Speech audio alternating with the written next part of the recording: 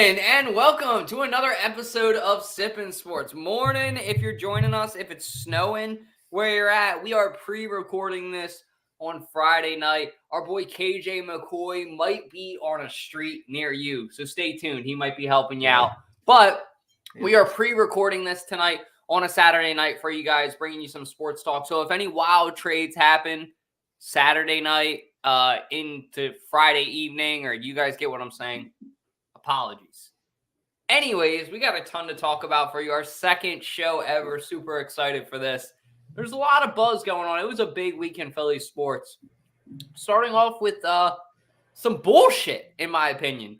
I think this new stadium talk, how are you guys feeling about this with all these hotels and housing and all this other BS? It's bullshit. You're right. It's bullshit. I saw they want to put 2,000 apartments, 500 hotel rooms. The one that pissed me off the most, though, was the parking garage. They want to put a 10,000 car parking garage in. You know what a parking garage does to tailgating? Kills it. Absolutely kills it. The best part of going to an Eagles game is the tailgate before. You guys have been there. You guys have been to the 302 Birds tailgates. They're awesome. Absolutely tremendous. Without tailgates, it's going to suck. You take away tailgates for apartments that, let's be real, they're going to be charging $2,500 a month for a studio apartment. I mean, come on. You're going to do all this for a fucking apartment? Get out of here. I don't want it. Don't ruin it. It's beautiful. Yeah, I agree 100%. I mean, it's just total bogus. I can't believe they realize, they don't even realize. I don't know who was with me. I think Chris was with me the one time. We were at a Phillies game, and the traffic was so bad going out of the stadium that there were multiple people driving over the sidewalk. I don't know if Chris remembers that or not, but people were driving over the freaking sidewalk, and that just showed me that our parking system, the whole thing of people getting out of the stadium and getting in, is corrupted anyway. So to add a freaking parking garage, which corrupts it even more, adding the apartments and adding whatever other bullcrap you're going to add as well, it makes no sense. And it does eliminate tailgating. It does. Eagles tailgates are freaking awesome, and especially in Wells Fargo Center parking lot, especially there with the 4th and John tailgate. That's the best, but that will be dead because of this apartment complex they add on. If this goes through, but I hope it doesn't go through. I really hope it doesn't. I think, too, and shout out to 4th and John, and thank you, Chris, for the compliment, too. I appreciate that. But tailgating's the heart and soul of the city, wherever you're at. If you're in the G lot with us and, some of the other, awesome groups that do that, it's a lot of fun there. If you're in the K lot hanging out with KJ, it's a bunch of fun there. Even my friend, shout out to Eagles Countrywide Tailgate Mafia, my guy Dennis. I'm going to travel over to the D lot this year and try them out, too. Emphasis on the D. No, I'm kidding. But in all seriousness, I really do want to go over there and hang out with those people. I've been to the D lot before. My buddy Alex's family used to have a tailgate to there. Shout out to the Franzonis. But that's the cool part about Eagles tailgates and Phillies tailgates. And when you can get away with them, a Sixers or a Flyers tailgate, if you don't have security harassing you. Point being, like Chris said, all of this is going to ruin this. I don't like the idea of this.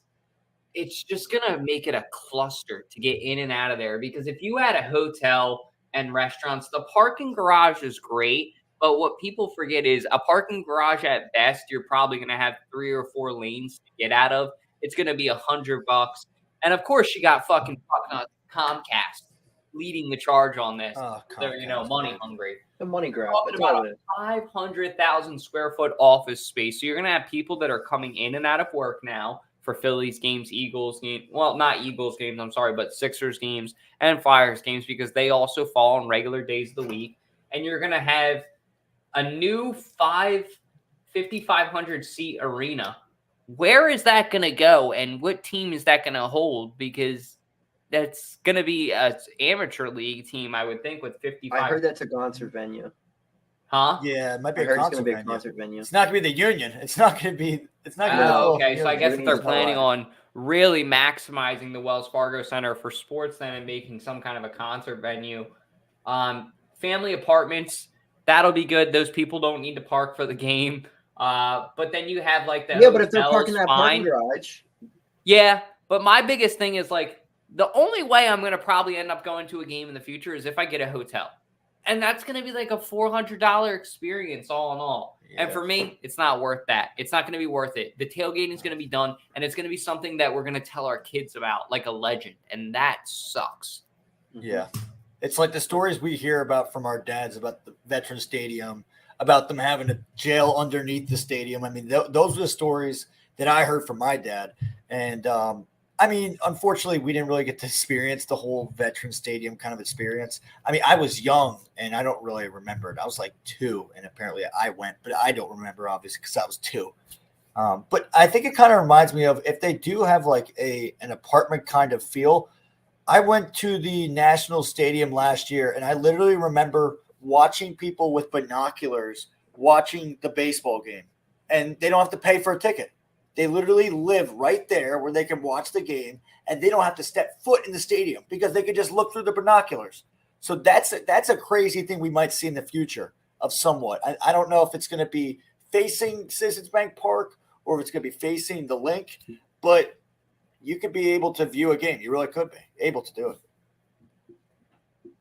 That will be cool. Some of the things like a hotel and that atmosphere. But it's like, again, am I going to want to pay $5,500? It's like, okay, I may have that really cool experience once a year, right? Like for my birthday or something when I can afford it. But like, do I want to go to 1 game a year or do I want to go to 10 games a year? Personally, I think we all want to go to 10 games a year. I always ask Tom, I'm like, what would be the coolest experience of your life? And Tom always says being able to like do that deck thing and look out and watch like a baseball game or be able to see the fireworks from a hotel room. And I do agree with him. I think that would be a pretty cool experience, but not at the sacrifice of tailgates. I think that that's the trade-off. yeah, we need tailgates.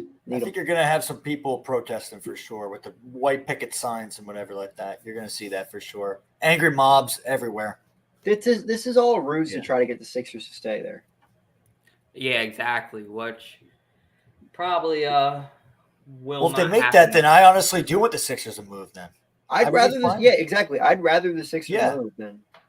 Yeah, you know what? If they're going to build that crap, then you know what? Sixers, make your own stadium. Do it in wherever it is, Franklin Square, wherever, or where was it? In freaking Franklin Mills, or I don't know where it exactly was. But make it there. That's fine then. Yeah. Put it wherever you want to, because maybe even put it like somewhere a little bit further out on the outskirts, because it is not going to be attractive to go down. And that's the one thing that our boy JT Jizzle, you know what I mean? He says that he actually gives a compliment to Philly talking about our complex and how cool it is.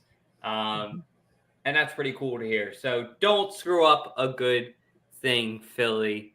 Don't do it, Comcast. Don't do it. Put the Sixers on the move, which they're going to probably. Speaking of on the move, how about the Philadelphia Phillies, pitchers and catchers? I know you guys are bigger Phillies fans than me, but it's that time of the year. How you guys feeling? You got it, Chris. All right. Well, I mean, I was feeling a little rough until this morning. You know, we made a little sign, which we'll talk about a little later. But Phillies really didn't do much this offseason, but yet still feel confident that this team has enough to go all the way. I mean, they were a couple outs away from a World Series last year, and they went the year before.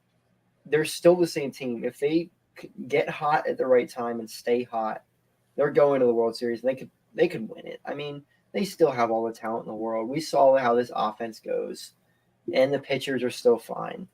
We're going to be fine this year. It's going to be a long summer, but it should be a fun summer. Yeah, I agree. I think it's going to be an exciting season for sure. This team will be a postseason team. For sure they will. They, as Chris said, they have the talent. I mean, they have the firepower. They have the bats. The pitching, I mean, I'm not so confident as some other people. I didn't really agree with the whole Aaron Nola kind of signing, and that was kind of a shock for a bunch of people. But Yeah, I think this is going to be interesting. I mean, they made a signing, as Chris said before, and we'll react about that signing for sure. But yeah, it's gonna be coming pretty soon, boys. It's gonna be time for the cracks of the bat. I mean, the beers and everything. It's gonna, and the fanatic running around and everything and showing his belly and all that kind of crap. So it'll be awesome. All the good stuff of baseball. I mean, as an amateur fan, the one thing I will say is RIP Dollar Dog Night. We were talking about that a little bit on 302 Birds this week, and I was like, golly, I'm going to miss it. It makes sense, though. I get it. It makes sense why they did it, because a bunch of people would just throw the freaking hot dog wrappers and chuck them on the field. Assholes from St. Joe's decided to throw hot dogs. Hey, I'm just saying, don't make Dollar Dog Night the same night as Villanova's Greek night with St. Joe's Greek night. And then it was like, it was some other night. I think Villanova's a Greek school, aren't they? It was like Hispanic night or something I swear to God, at the Philly Stadium. Yeah.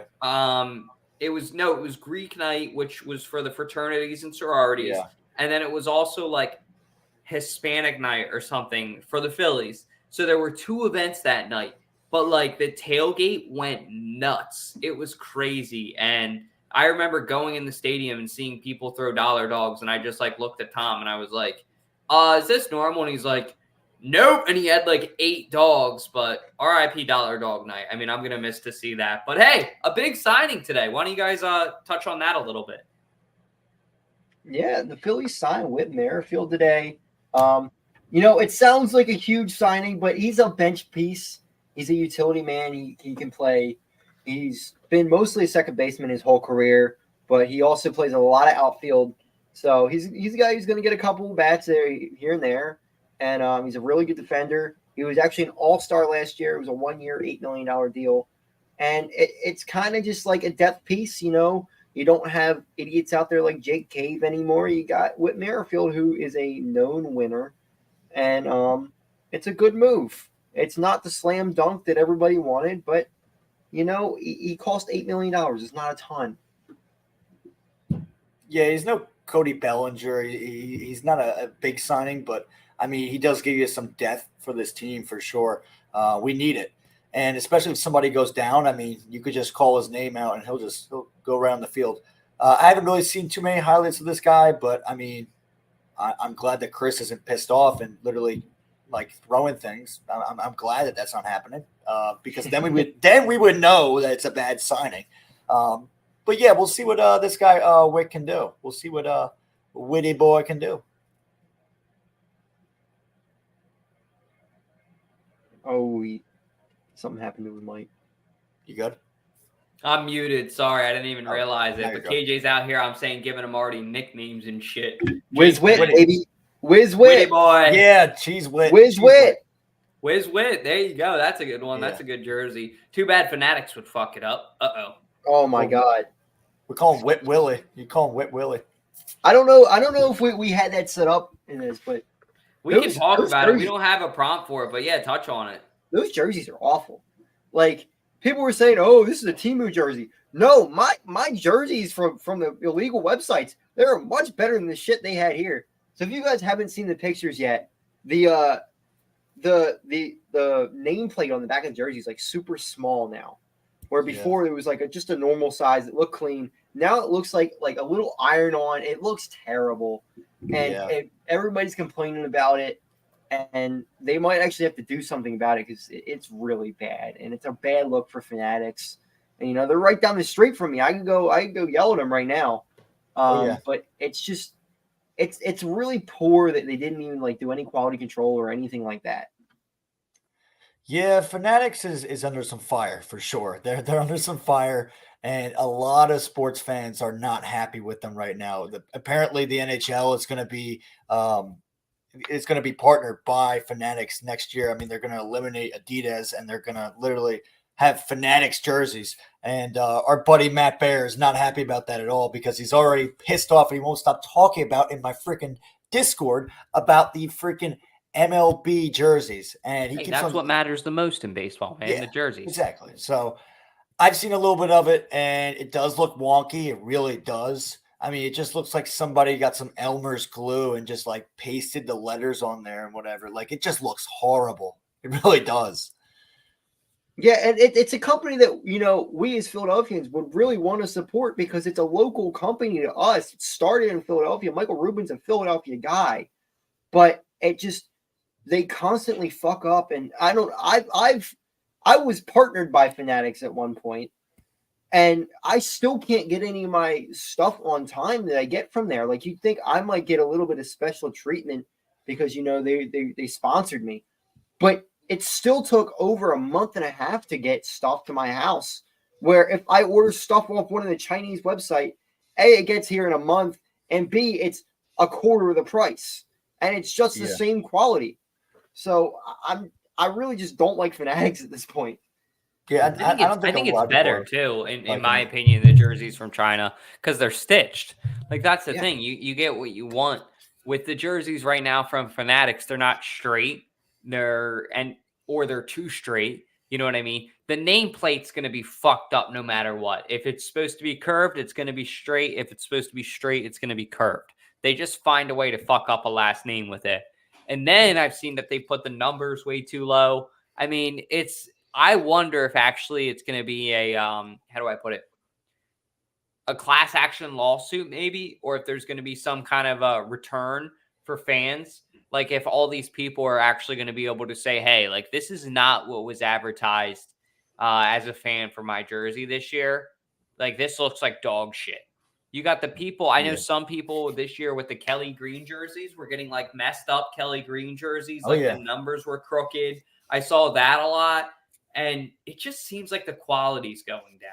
Honestly, I never thought that I would say this ever.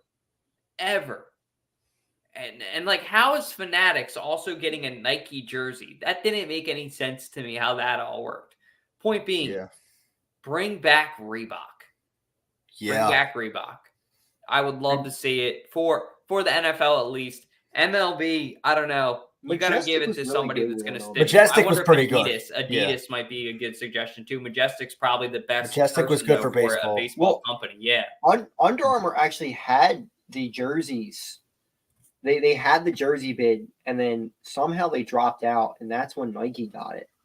I wonder if things would have been different if Under Armour would have had it. I mean, obviously you guys know my allegiance to Under Armour, but they seem like they're going downhill as well. It's all these companies just I feel like they just try to half-ass stuff and just try to put stuff together, and just they try to live off of the players' brands more than like their own brand. And it just kills them. It's just not a good product anymore. Before everybody wanted to get Nike stuff because it's Nike, it's a good product. Now it's a name. That's it. It's crazy because I also realized that Michael Rubin, the guy of Fanatics, I mean the owner, he also bought Mitchell Ness as well. So Mitchell Ness is owned by Fanatics. It's operated by Fanatics, and then a bunch of I've heard that apparently Rally House might be in the talks of getting bought out by them. I hope they don't, because Rally House is decent, but they don't have too many Fanatics stuff, thank God. But I've had some Fanatics stuff before, and I've seen also online somebody got like a LeBron James jersey and it said Jaws instead. It said JAWES. It said it like that. Yeah. So, and I've also seen. I think it was a Fanatics experience with the Ravens, and it was a Ravens hat that had the Steelers logo on it. So it made no sense. Or it was the other way around. Like it was a Ravens logo, but it said Steelers on the back. And I was like, what the heck? Like, this is like, if you look at all the things online, there's a lot of screw ups from Fanatics. There's a lot. And screw ups are going to happen. It's not like every company makes mistakes. It's just, it seems like it happens more and more with Fanatics, and now it's going on in the field. It's one thing, just buying something and it coming and it's messed up. But when you see like players complaining about jerseys, that's a bad thing. Yeah, players shouldn't be complaining about jerseys. No, not at all. They should be worried about the game, and I mean, they're not. Speaking of the NHL contract that's probably going to get messed up by Fanatics fuck-ups. How are you guys feeling about the Flyers? On the flip side, they're not fucking up, actually. They're on fire with a PH. They did lose last night, but I mean, you know what? It was a good loss, though. It was a good loss. I mean, the team, they fought back from, I think they were down, what were they down by 2, Chris? I think it was at one point. And they fought back. Hat trick in the second period, and they came back. Yeah. So, and Toronto's a pretty decent team. They got that guy, Austin Matthews. I mean, I'm getting more into hockey. I got to be honest. I'm getting more into it. And no, it's not because the Flyers are good now. And I'm actually just getting into hockey anyway. So, yeah,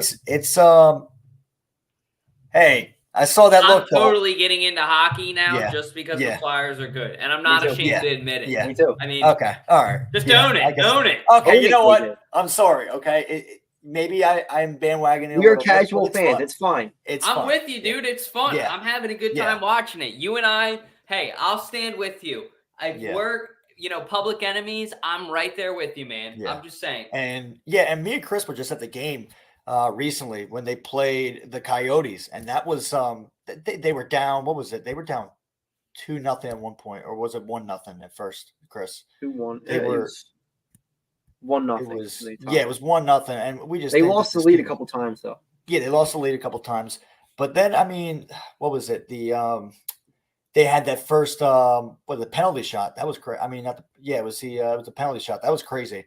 I think that really ignited the team right there, and it just seems like Torts, the coach of this team, really has. He's got the voice of this team, and he's got the fire out of this team, and it just seems like this team wants to play for this guy. They really do. So I'm excited. Hopefully we'll get some Flyers playoff hockey. We haven't experienced that in a long time, for sure. Do you want to play for this guy, KJ? Oh, I'd love to play for Torts. That'd be great. I mean, the guy's a freaking animal. I would love to play I have heard he has a soft side, though. I don't know if you guys saw what he did. I think it was with the ACCT Philly, I believe, where I actually got Roxy from the shelter. But I believe he did like a donation thing. And the people that work there or whatever shelter it was, I apologize if it wasn't ACCT, but they basically said they were a little bit intimidated by Torts before he came in from what they had heard and what they had seen on TV. And then he got there and he started talking with the dogs and all the stuff. And they were like, we were so surprised at how nice of a guy he was. They were like, we think he's kind of soft, actually. And it was just funny to see that, he has a sweet side to him. And I really do think from the amateur hockey perspective, you can see, as anyone, how much these guys love playing hockey for this guy and this team in this city. And that's very much attributed to him this year, too. So, solid to him, solid to the Flyers heading into when do the playoffs start? April? Yes. Around April. Yeah, around April. They're coming up now on the final stretch of the season, wrapping up. Best of luck to them, but I think that they're going to make a good push. And I'll tell you what, I would love a hockey championship. A Stanley Cup is probably the most beautiful trophy in sports. Like the Kelsey brothers talk about, I agree with them on that. I do think, as far as aesthetically, that Stanley Cup is one beautiful trophy. You could do so many things out of it. You could every team on it too. It does? Every team. Yeah, every team is on it. Yeah. Every team Stanley Cup. Yep. Wow. I never knew that. That's pretty cool. And there's somebody watching it like 24/7, and they got like some high tech security with it for sure. So it's pretty crazy. But I mean, like I remember for so many years, they would always do the catchphrase, bring it to Broad. I mean, could they actually bring it to Broad this year? I mean, that would be pretty crazy. That'd be insane. I don't think it's this year, but it's fun to watch right now. I think that might be what's so fun about the Flyers right now is there are no expectations. You don't expect them to do anything. None. They sucked last year, and somehow they've completely turned it around this year. And, in the midst of – I mean, they had a player – a big-time prospect say he doesn't want to play here. They had to trade him. And then you had the Carter Hart situation a couple weeks later. Like, you just lost your franchise goalie.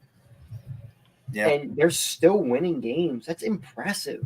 You had your captain, literally now of the team, Coots, who was pretty much in and out for, 2 years? Mm-hmm. Yeah. You have that. And, this team just seems not affected by it. Like, that's the Yeah. thing. You don't Yeah. have to be a hockey fan to notice the adversity of this team, like Chris is saying, which makes it really interesting to watch them. I think that's why KJ and I, admittedly over here, unadmittedly over there, they're making me a hockey fan for sure, and I'm not afraid to admit it. A couple years ago, I couldn't fucking stand watching them. I'll play Chell, but I couldn't stand to watch them. Dude, I'm watching them every night right now. Like, I'm that in the Flyers, and I've never been like that. Like, yeah, I had my TikTok name after a Flyers player, but like, I was never really that big of a Flyers fan until like recently. I mean, they are just like, they're captivating, they're exciting to watch. You got Travis Konechny, who's an absolute fucking rat and pisses somebody off every night, and then fights people and beats the shit out of them, and then scores a goal a minute later. Like, it's just it's fun to watch. It's a fun sport. It really is. Yeah. Yeah, I really like from an amateur perspective going to Wells Fargo too, and the experience of going to go see a hockey game there. Like when we went, it's pretty affordable. Number one, you get to see these guys play. They play with passion. They play with heart. You're gonna maybe see a fight if you get lucky. And you're going to get, pretty decent food. That's the nice thing as far as, going to these go. KJ and Chris know I'm freaking Chicky and Pete's advocate over here, but you can also get some pretty good food there. If you're a milkshake guy like my boy Big Sean, he's always hooking up the big milkshakes there that are like fucking $50 and your, with the cookies or something on they top charge of it. you for. Yeah. They're like, all right, that'll be $50 and your kidney. Yeah. We were in the last row of the Wells Fargo Center, and that was still a good view. Yeah, that was still a great spot. And we had that little freaking cubby up there that could have been our own like spot. We could hang out there next time. Yeah. Yeah, it had like a little what's it called? Like a little view of what was like a little toy version of Wells Fargo Center. It was pretty cool. So that was weird. It was like secretive and everything. But yeah, it's totally different because at the Sixers games, obviously they condensed the court. It's not as big of a viewing area as it is for the Flyers. I mean, they used the whole rink.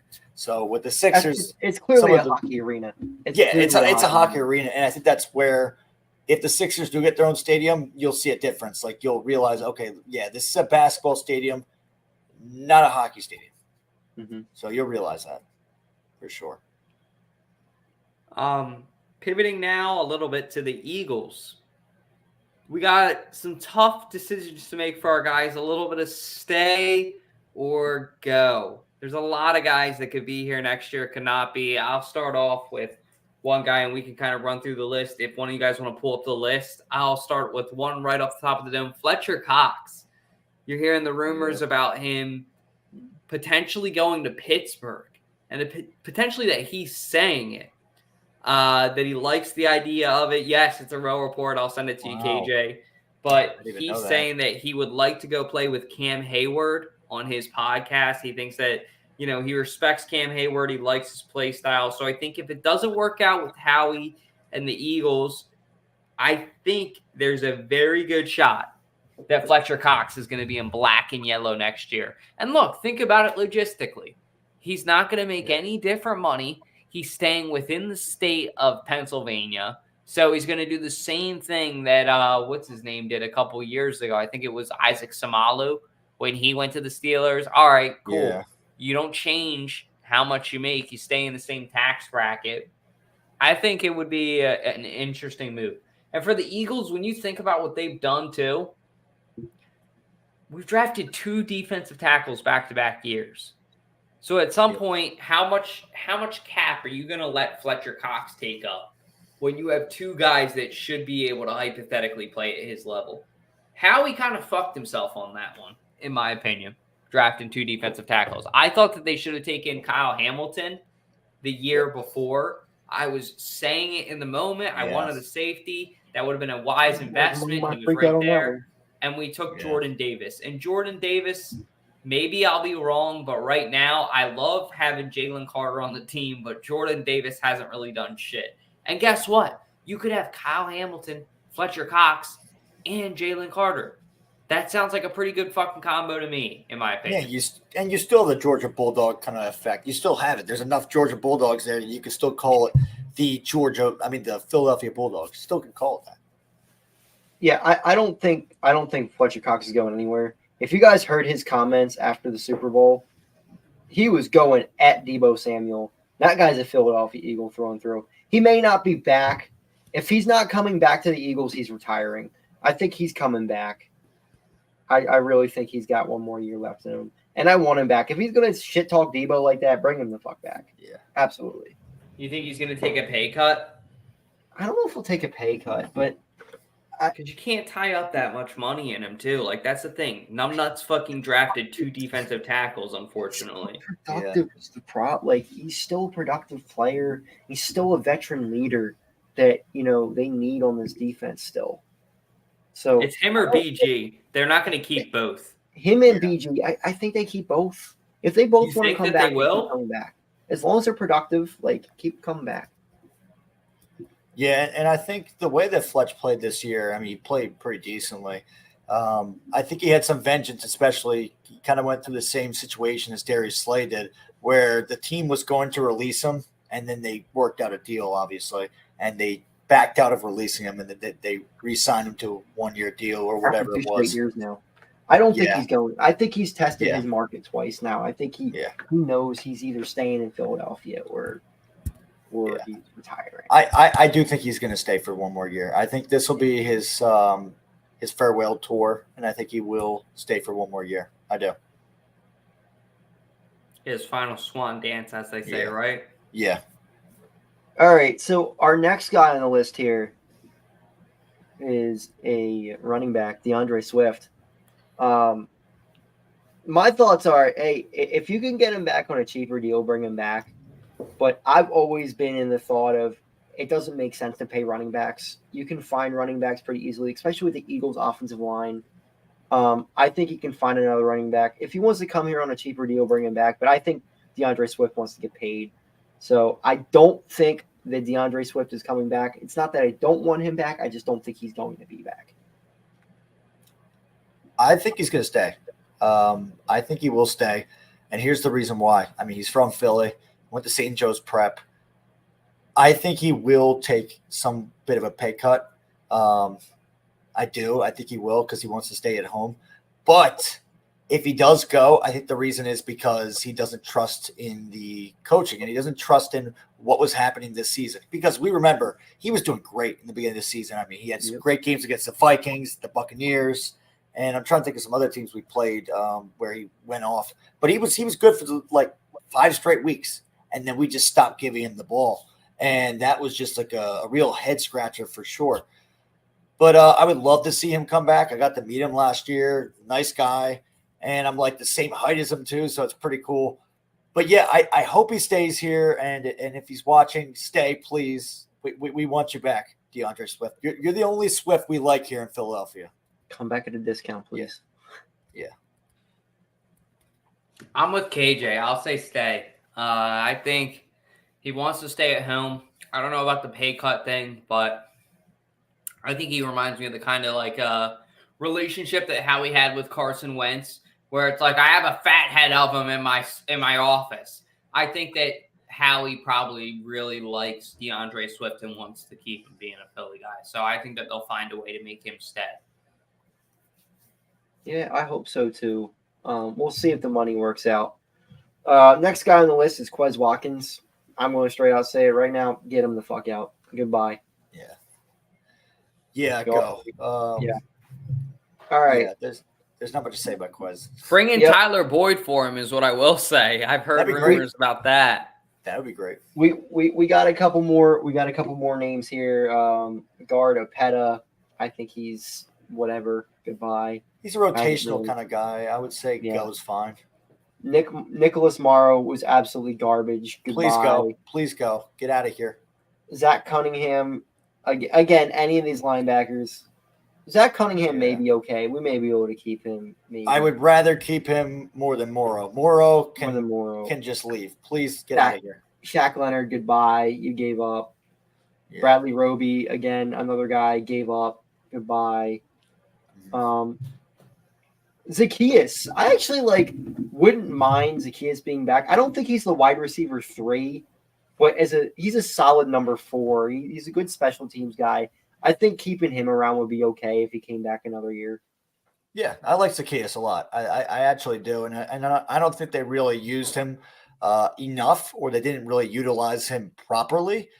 They could have used him maybe as a kick returner for sure. I mean, I know we love Burton Covey to death, but I think also, I mean, like you could spice it up and also go like rotate both of them around, because I think Zacchaeus can also he's got a boost of speed for sure. So I would love to see him get a kick return. That'd be great. And I mean, he's a Philly boy as well, so I would love to see him stay with the Birds. Yeah, I'd be about it. Mhm. I like him too. And you guys remember kind of the role that Jason Avant had with us, where Yeah, I was going to say he was he's always like just kind Jason of Avant. around. He was always the number 3. I think that Zacchaeus could blossom into that. Or I think that he could be a 3 already. I think he's good enough. That one catch convinced me this year, truthfully. You guys know exactly what I'm talking about.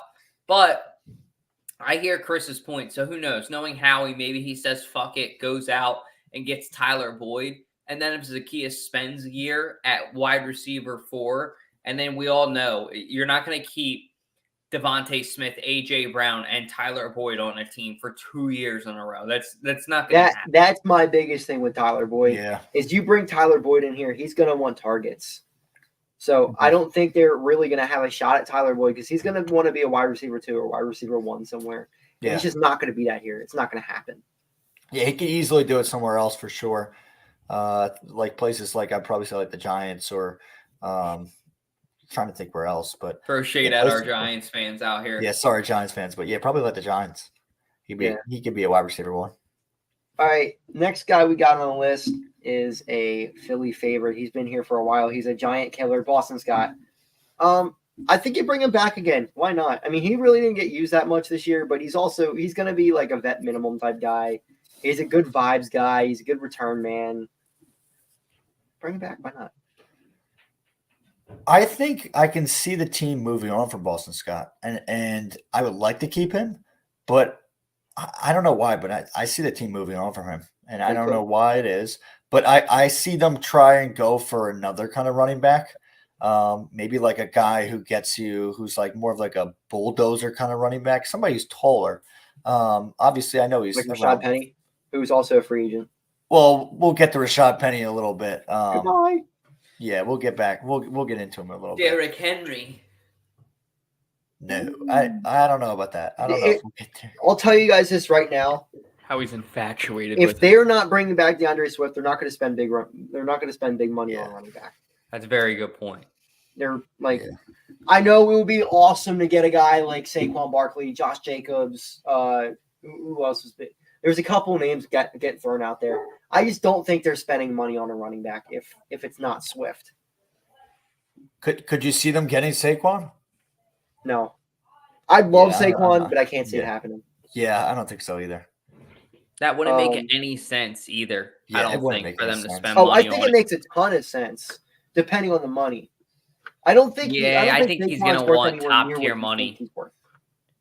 I think he's going to want to go to a team that he says I can at least get 5 or 6 wins and I can get paid, because he knows that 5 or 6 wins he can probably turn into 10, make the playoffs, and then anything can happen in the playoffs, like he did with the Giants a couple years ago when fucking Eli was there. Danny Dimes' dad, basically. But imagine this offense with Saquon Barkley. Oh my god, that'd be insane. But the offensive line we have, oh my god, it'd be insane. A healthy Saquon, a healthy Saquon. Might run for 2,000 yards in this offense. Yeah. Oh yeah. I don't know.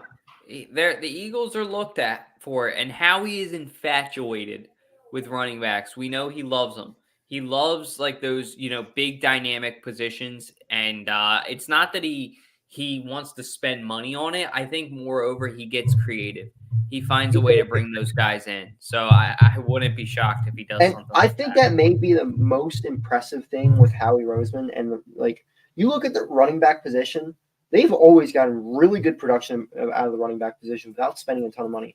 In the Super Bowl year, they had Blunt, Ajayi, and Clement, who was probably the best trio in football. Yeah, it was. And good. I think they made like a combined $7 million, if that. Like Yeah, it's Sproles too. insane. Sproles was on that too, wasn't he? Sproles was on that team. Yeah, he got hurt, but Sproles was on that team Yeah. too. Yep. It's just how he somehow figures out a way to get running backs. That's why I'm not gonna sweat if Swift is gone. Because he just finds a way. I mean, he traded a 4th-round pick for Sweat this year. Who knows? Maybe he'll do another thing like that this year and get, I don't know, Josh. I don't think Josh Jacobs can be available, but he might get another guy available like that. Let's move on the list a little bit more here. We got Mariota, which I think he's probably gone. They drafted Tanner McKee last year, so Tanner McKee is probably going to be backup quarterback. Agreed. Yeah, I think Mariota will probably be on his way. I think he still thinks he could be a starter, but he's not, obviously. But yeah, I think he's going to try and start somewhere else, but which I don't think he'll get the shot though. All right, we gotta tackle Jack Driscoll. I think he's probably gone. He really fell off last year. He was nowhere near the player that he was before. So yeah, he was actually very valued when we got him, and I thought that we hyped him up a lot. We thought he was going to be a really good offensive lineman for us, and he seemed to really drop off for sure. And it was unfortunate. So yeah, I could see him going. Yep. Running back Rashad Penny. I think we pretty much already touched on this a little bit already, but I mean, he played 4 games maybe. He barely played. I don't even remember watching him. I just remember literally one of the last games. I think it was against the Giants, and then I think he came out for maybe the Buccaneers game, and that was it. That was it with him. And maybe like a couple snaps, but for some reason, I don't know if he was injured. I don't know what was going on. Maybe he had some problems with the team. He wasn't good in preseason. I remember distinctly. Yeah, he was pretty bad in preseason. I think it was just one they took a flyer on the guy, and the guy just was never right. Yeah, they thought this guy was going to be insane, and then it just turned out, and he came to the Eagles, and they just realized they're like, wait, what the heck do we see in this guy? And they were scratching their heads, and they were just like, okay, yeah, this guy is not good. We're not going to give him the ball, and we're not going to put him out there. There's no way. So yeah, he's probably on his way. Yeah. And the last one, you got anything to say on that, Dalt? No, I was just gonna say, in my opinion, you know who I want, man. We'll get to it in a second. I'm all for bringing somebody else in. Take it away, though. Sorry. We got one more before that, and this guy is a must resign. The punter. Yeah. He had the best statistical season by an Eagles punter ever. Really? I didn't even realize that. Yeah, 49.8 yards per punt. Best ever. There's only 2 punters who've got a better average in their career as an Eagle, and they're both actually not punters. One was a running back, and the other one was Randall Cunningham. Oh, what? Wait, the running back was who? It was It was a running back from the 50s who had 1 punt. Okay. But Randall Cunningham has the longest punt in NFL history. Yeah, 85 yards, something crazy. 91 yards. Oh, 91. Holy crap. Jesus. That's insane that he did that. Needs to be back on this football team next year. Yeah. That is, my foot is being put down on that. He's the best punter we've had in a long time. Bring him back, Howie. Give him a max contract. I don't care. He's coming back. I think he's the best punter we've had since Donnie Do-Right Jones. Bones Jones. Yeah, Donnie Do-Right Jones. Donnie. Yep. So that's the last time I remember a good punter for the Eagles. For sure. Oh wait, did we ask about stay or go for Brendan Graham? I thought we all said stay on that, right?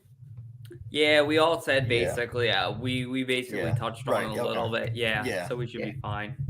Right. Hopefully stay, but anything can happen too. If he wants I love to see him stay. I'm never gonna try to convince a guy not to retire.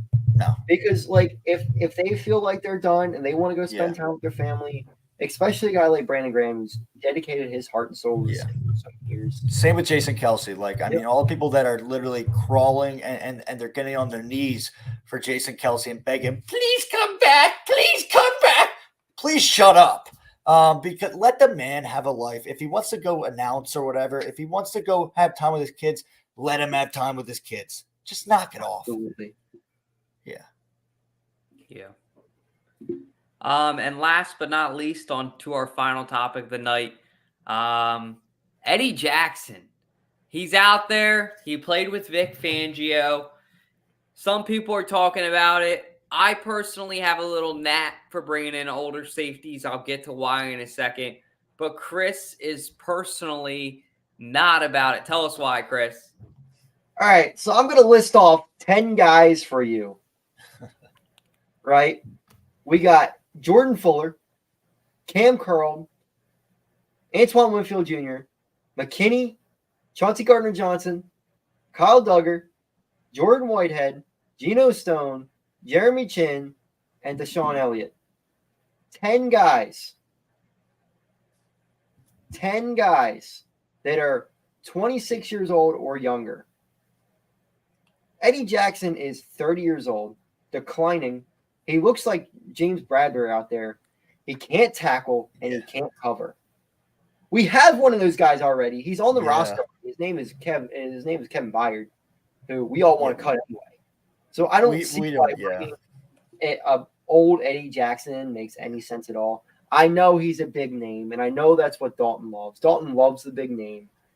Yep. He did play with Vic Fangio. That's fine. But there's also a couple safeties on this list right here that play for Vic Fangio that are much younger, that can come in and still make plays. And that's the biggest thing. That's what we had with Chauncey Gardner-Johnson. He was a ball hawk safety. That's why when I look at this list, Geno Stone really flips. It really clicks for me. It's 7 interceptions this year.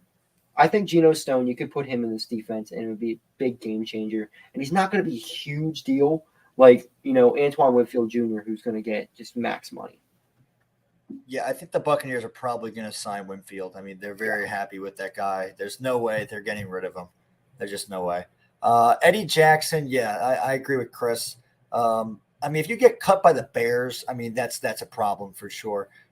We don't need any more liabilities on this team that just can't tackle. I mean, you're an NFL player and you can't tackle. I just don't understand. So, I say no for Eddie Jackson. I don't believe in the hype with him. People are like, let's get him. I agree with Chris. I don't see why you need to get him. Right, I will say this. Down year for the Bears this year. The fucking Bears, horrible fucking franchise as a whole. I mean, they used to be good, but as far as management goes, it's no secret that the Bears don't really fucking know what they're doing. The Bears haven't really known what they've been doing since that Super Bowl that they went and played against the Colts. And before that, it was 85 with the Bears. Eddie Jackson, though, not last year. Last year, he did not have a good year at all. I think he had one pick, and not a lot of other, significant stats otherwise. I'm looking right here. However, 2022, I remember seeing when we had Chauncey Gardner-Johnson playing at his peak, Eddie Jackson was actually right there with him. He was like the second or third guy throughout the season in interception leaders. And now I'm looking, he had 4 picks in 2022, which is his second season high compared to 2018 when he was that Pro Bowler guy. I'm just saying maybe he had a shit year last year. Bring him back on like a 1 or 2 year deal, especially if you're going to bring back all these older guys like Fletcher Cox, like Brandon Graham. That's going to probably be the only way that you're going to be able to afford it, because these guys, as much as I would love, trust me, if you could tell me we could have Jeremy Chin over Eddie Jackson, all for it. I just don't think, unfortunately, we're going to be able to pay all of these guys. So I think that this is kind of like a best case scenario. Guy had an off year, comes back, has a decent year. That's one thing that the Eagles are good at, I think, getting players older in their career and getting them to play at a high level. They had Alshon Jeffrey come in. They got him to somehow be, that wide receiver that he was during 2017 that we never fucking saw again. He was a good player after that, but that season was insane. And I just think that the Eagles do a good job of that. Malcolm Jenkins is, of course, my personal bias with this, but he was a young safety. They signed him at 26 years old. 26? Yeah, but Jenkins, how old did he play till? Did he play till like 32, 33? He did. He retired. Yeah. I don't know. I just feel like cold weather safeties is who I'm thinking about in the NFL. These guys that can play. They can play long. Stone, cold weather. Yeah, he was actually signed by Chip Kelly, wasn't he? He was originally by the Saints, so he was like not really a cold weather safety. He became a cold weather safety in Philadelphia as a veteran, and then he went back to the Saints. Well, I'm saying that Chip Kelly brought him in with all those other guys he brought. I believe you're right. Yeah. Yeah. He had him for like a year. I just realized that recently, and I was like, holy crap, we got him back then? And I was like, wow. Imagine Chip Kelly and Malcolm Jenkins having a conversation. I don't think any Eagles. Imagine Deshaun Jackson and Chip Kelly having a conversation. I mean, I think Chip would not be speaking at all. I think he would have some duct tape or something would happen to him bad. Something bad would happen. So to your point with the veteran safety coming off a bad year, at that point, why don't we just keep Byard? I don't like Byard. He gave up. Like Eddie Jackson comes in, he's a fresh start. Vic Fangio. Byard, we saw what he was last year. Even though Byard technically his stats were better than Jackson's by far. Last year, though, I'd rather have Byard. I'd rather have Byard. I would rather have Eddie Jackson. If I could truthfully pick out of the two, I would rather have Eddie Jackson because I feel like I get a better risk reward out of Eddie Jackson. It's like they're both at worst going to be two shitty old safeties, right? I feel like at the best, I could see Eddie Jackson playing at a Pro Bowl level. I don't see Byard getting anywhere close to that. He had 1 or 2 seasons where I think he was a Pro Bowler, and one of the seasons was good. It was deserved. The other season was like just because other guys I think were injured. Eddie Jackson, when he was playing at a high level, there was like he's probably a 4 or 5 time Pro Bowler. I just think he's more proven, and I think he's got a good football mind. I would really like him. I don't know why. I'm just going to stay on this point, but I would like him in Philly if we can't get somebody, of course, like a Jeremy Chin. A Jeremy Chin, dude, I'm on fucking cloud 9. Or even, fuck it, draft a kid, Howie. But we all know that that's not going to happen. I'm thinking they're going free agent on safety because the Eagles do have some money to spend this offseason. They got some money here. I think they're at $24 million in cap space, but if they do cut Byard, which is probably pretty likely, it's another $11 million they save. So then you're going in $30 plus million. You can go and sign one of these safeties like a Cam Curl or Kyle Duggar or Geno Stone. Or there's so many guys. I think Deshaun Elliott is probably the most likely one because he played in Miami with Fangio last year. He's not going to be like a break the bank type safety, but he's still a good young safety. And especially with Sidney Brown probably going to be out all next year. I think it makes more sense for them to sign the safety, and the corner draft class this year is really strong. They probably draft a corner in either the first or second round. Right. Probably makes the most sense. And then they got to address linebacker somehow, but I think that's probably a draft thing too. That's got to be a draft pick. They don't really have any. You keep Nakobe Dean and Zach Cunningham and get rid of everybody else. You give Nakobe Dean, I think, 1 or 2 more years to figure it out, and if he doesn't, unfortunately, you got to get rid of it. They got to get something else in at linebacker because I've pretty much given up on Nakobe Dean at this point. Like he's a good player, but he just can't stay on the field. Yeah, he can't stay healthy. It's unfortunate. I got faith in him still. I think when he gets healthy, he'll be good. I think it's unfortunate because healthy. Yeah, because we thought the kid had a lot of potential, and the problem is just injuries are just it's killing him. And I think apparently he was saying recently like he wants like he has some vengeance. He does want to stay healthy. He does want to have a breakout season, and I hope he does. But I think the Eagles noticed too that like, you know what, if this doesn't work out, then yeah, we're gonna have to move on from him eventually. I think he's here this year no matter what. Yeah. Anyway, they're gonna keep him no matter what. Well, no, I meant in a couple. I meant in like the next 3 or 4 years. I think he's got next year though. That's about it. Yeah. If he doesn't perform next year, I think he's done because I think where he was drafted at the 3rd round or 4th round. Point being, what is it? A 3-year deal you get when you're drafted in the 3rd round?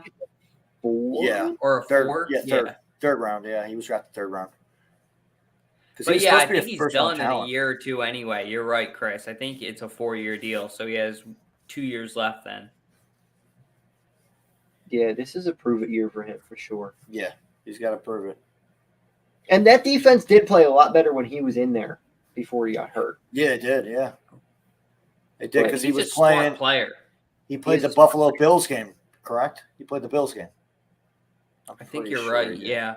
Like, it That's feels when he like went- when he's in here, went he's down. well, they have him calling the plays, but like he understands things. He sees shit Yeah. through.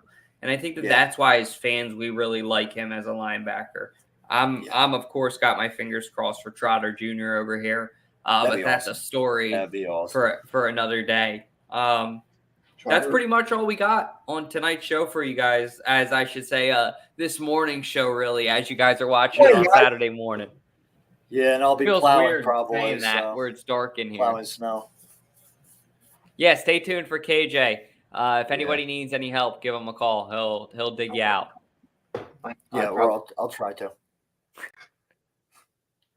Anyways, please give us a follow on Instagram if you guys can, at Sippin' Sports. Be sure to comment on this video some of your thoughts and opinions, and let us know any other suggestions that you guys have. Sorry, wrapping up here. But if you guys have any other questions, like I said, let us know. Drop us a follow. Be sure to subscribe, like, and I want to thank both these guys for hopping on here with me tonight. And everybody have a good one. Have a good